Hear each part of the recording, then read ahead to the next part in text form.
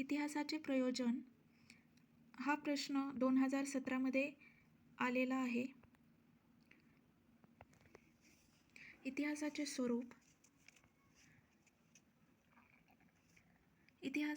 इतिहास कुणाची नोंद घेतो हे प्रथम आपण समजून घेतले म्हणजे इतिहासाचे स्वरूप अधिक स्पष्ट होईल. इतिहास म्हणजे लक्षावधी वर्षाचा किमान काही हजार वर्षाचा भूतकाळ असतो व या भूतकाळात होऊन गेलेल्या लक्षावधी लोकांची नोंद इतिहास घेऊ शकत नाही. जन्माला येऊन काही वर्ष जगलेल्या व कालांतराने मृत्यू पावलेल्या प्रत्येक जीवांची नोंद घेतली तर इतिहास म्हणजे लक्षावधी लोकांची नुसती जंत्री बनेल. तुमच्या माझ्यासारख्या सामान्य जीवांचा उल्लेख इतिहासात येत नाही.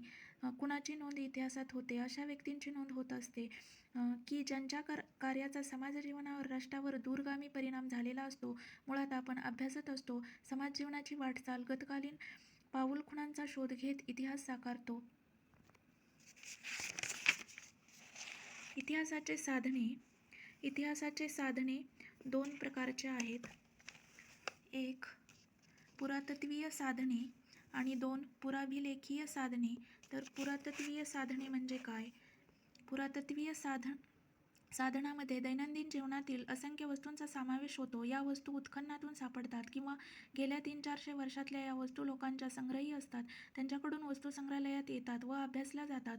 हडप्पा, मोहनजोदाडो येथील अशा प्रकारच्या अवशेषावरून सिंधू संस्कृतीतील लोकांचे सामाजिक, धार्मिक, आर्थिक जीवन रेखाटले गेले आहे. मंदिर, लेणी, किल्ले, वाडे, गढ्या, मशिदी, गुरुद्वारे, चर्चेस हे देखील इतिहासाचे पुरातत्वीय साधने आहेत. इमारतीवर असलेले शिलालेख हा तर अत्यंत विश्वसनीय पुरावा. लेण्यांमधील आणि मंदिराच्या बाह्य भिंतीवरील शिल्पाविष्कार हा गतकालीन वाटचालीचा, कला अभिव्यक्तीचा पुरावा. त्या आधारे प्राचीन भारतीय कलेचा इतिहास रेखाटला जातो. त्याचप्रमाणे धार्मिक इतिहासाचे स्वरूपही स्पष्ट होते. 2. पुराभिलेखीय साधने म्हणजे काय? तालपत्रावर किंवा कागदावर नोंदविलेला पुरावा. गेल्या 700-800 वर्षापासून अशा प्रकारची साधने उपलब्ध होतात. ही कागदपत्रे एकतर मंदिरातून, मठातून किंवा वतनदार जाहीरदारांच्या लादण्यातून आढळतात. अशा कागदपत्राचा शोध घेऊन ती कागदपत्रे पुराभिलेखागारातून संरक्षित ठेवली जातात. अशा अभ्यासकांना उपलब्ध करून दिली जातात की पुरातत्वीय साधने मूलतः हस्तलिखितांच्या स्वरूपात असतात. या हस्तलिखितांचा इतिहासाचे साधने म्हणून अनन्यसाधारण महत्त्व असते. मध्ययुगात तर असे हस्तलिखित कागदही दुर्मिळ असतात. इथे ऐतिहासिक साधने, लिखित व अलिखित साधने दिलेले आहेत. इथे मध्ययुगीन ऐतिहासिक साधने. इतिहासाचे साधने व प्रकार.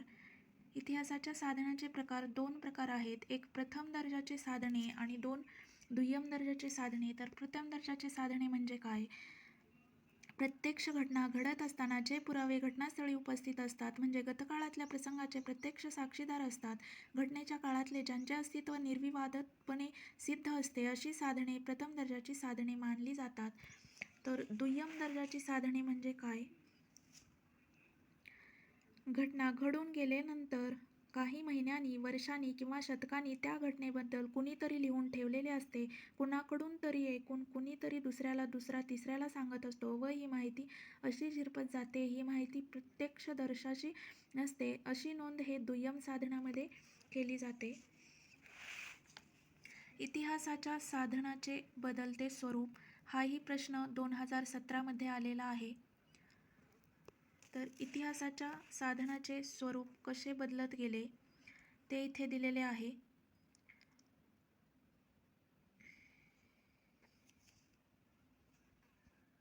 आदिम काळात कशा प्रकारे होते, मध्ययुगात कशा प्रकारे इतिहास बदलत गेला, नंतर आधुनिक काळामध्ये कशा प्रकारे इतिहासाच्या साधनाचे स्वरूप बदलले हे इथे दिलेले आहे. वस्तुसंग्रहालये व संशोधन संस्था. यामध्ये वस्तुसंग्रहालये, पुराभिलेख संस्था, पुरातत्वीय संस्था, इतिहास संशोधनाची व्यासपीठे, वर्णनपर संकल्पना या मुद्द्यांचा अभ्यास करायचा आहे. हे 5 मुद्दे आहेत.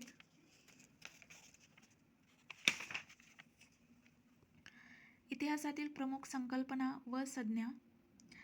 ह्यामध्ये 3 मुद्दे येतात. कालगणना, कालखंडानुकरण, कालगणना पद्धती. तर कालगणना.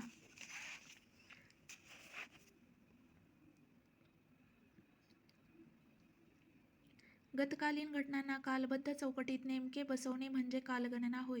गतकालीन स्मृतींना, घटनांना कालबद्ध चौकटीत बसवून त्या आधारे आपली गतकालीन हजारो शेकडो वर्षाची वाटचाल रेखाटणे हा प्रगत मानवी जीवनाचा विशेष राहिला आहे.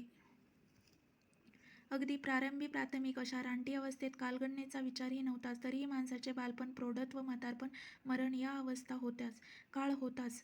त्याचा अस्तित्वाचे प्रत्यंतर, याचे छोटे रोपटे, झाड, प्रचंड वृक्ष ही प्रक्रिया दिसायचीच. कालखंडानुकरण नवे युग म्हणजेच नवे युग.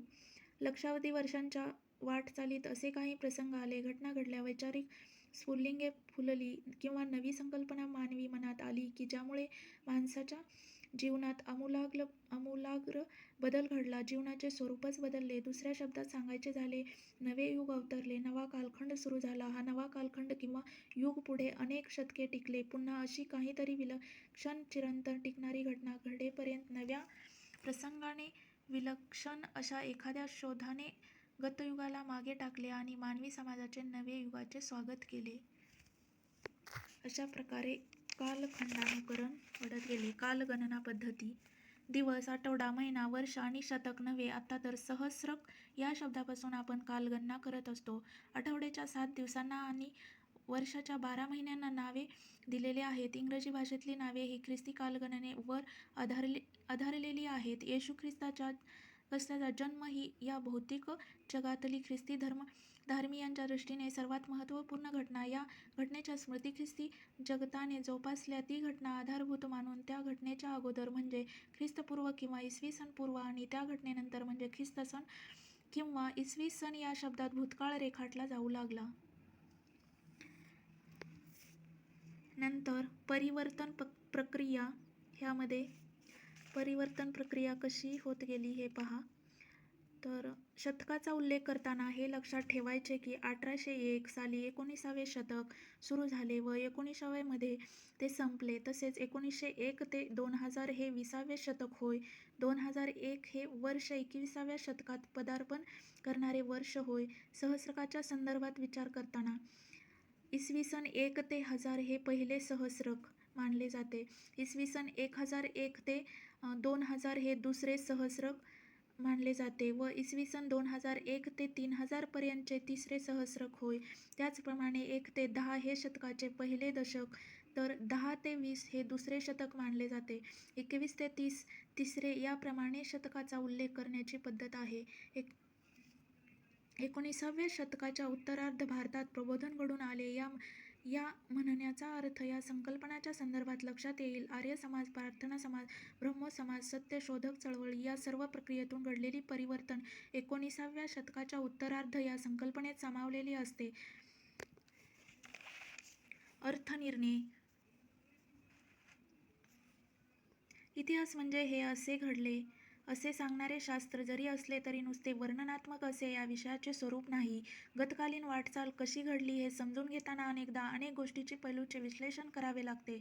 अर्थ, गूढार्थ, मथितार्थ शोधावा लागतो. गतकालीन वाटचालीचे सापडलेले पुरावे तपासावे लागतात. गांभीर्याने त्याची चिकित्सा करावी लागते व त्यातून निर्णयाप्रत यावे लागते. लक्षावधी वर्षांपासून निरनिराळ्या प्राण्यांचा आणि कदाचित माणसांचाही वावर या पृथ्वी तलावर आहे. त्यांचे पुरावे म्हणून अनेक ठिकाणी अस्थिअवशेष सापडले आहेत. हे अस्थिअवशेष किंवा हाडे किंवा हजार लक्ष वर्षापूर्वीचे आहेत याचा निर्णय केवळ अंदाजाने घेतला जात नाही. त्याची शास्त्रीय परीक्षा केली जाते आणि त्या चिकित्सेवरून कालनिर्णय केला जातो. हाडांची चिकित्सा करणाऱ्या 2 पद्धती पुरातत्त्वशास्त्रात आज रूढ आहेत. त्यांना कार्बन 14 प्रक्रिया आणि रेडिओ कार्बन प्रक्रिया असे म्हणतात. अशा प्रकारे हा पहिला चॅप्टर घटक हा आपला संपलेला आहे. तर दुसरा घटक हा आपण दुसऱ्या भागामध्ये पाहणार आहोत. धन्यवाद.